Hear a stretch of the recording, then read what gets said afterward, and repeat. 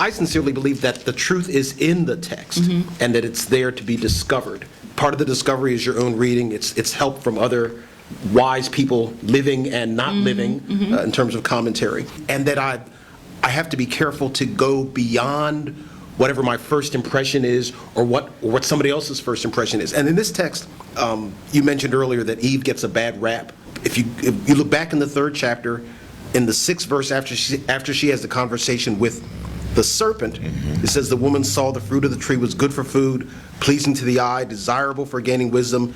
She took some and ate it. She also gave some to her husband who was with her, and he ate it. And that phrase, who was with her, says that during the conversation, Adam is present. Right. So if Adam is present during the conversation, it casts a whole new light on blame. Yeah. And that blame comes from not reading the text. Ooh.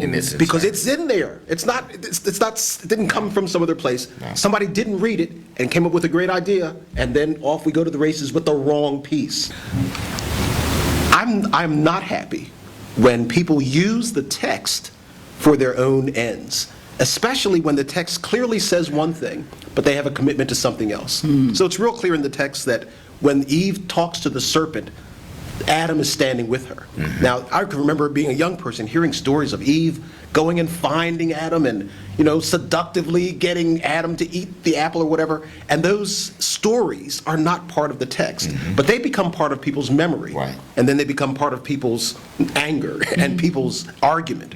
And then everything bad about women gets tied to something that's not in the Bible, and the Bible gets blamed for something that's not in it. Right. We have to study the text. We have to read the text. We have to pay attention to the text, and then hold it all together.